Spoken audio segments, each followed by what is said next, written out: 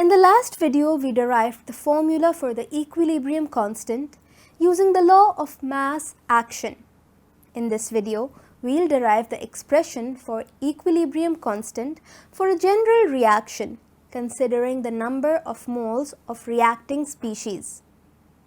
To start, let's first apply the law of mass action for a general reaction. Take a look at this equation.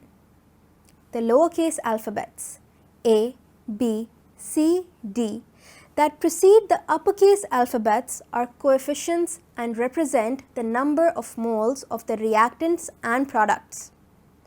Remember, the double arrow signifies a reversible reaction, which means there is a forward and a reverse reaction.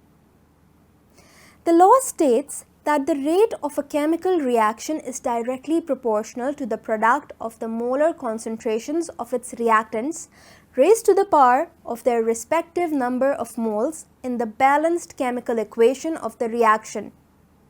We must begin with writing the rate of expressions. Let's start with the forward reaction. Capital A and capital B are the reactants, and small a and small b are the number of moles.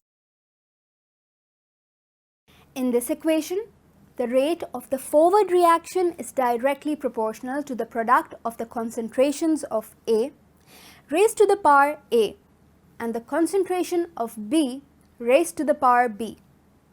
Mathematically expressed in this equation, the rate of the forward reaction Rf is equal to the product of Kf, the constant. The concentrations of A raised to the power A into concentrations of B raised to the power B. We'll use Rf to denote the rate of the forward reaction. Similarly, the rate of the reverse reaction Rr is directly proportional to the product of concentrations of C raised to the power C and the concentration of D raised to the power D. In this case, small c and small d refer to the number of moles given in the balanced chemical equation. In this equation, the rate of the reverse reaction is directly proportional to the product of the concentration of C raised to the power C and the concentration of D raised to the power D. Hence, the rate of the reversed reaction becomes equal to the product of Kr and the concentrations of C and D raised to the power C and D respectively. Kr is the constant for the rate of the reversed reaction. In this equation, we have used Rr to denote the rate of reverse reaction. Since we know that in the equilibrium state, the rates of both forward and reverse reaction are equal, Rf is equal to Rr.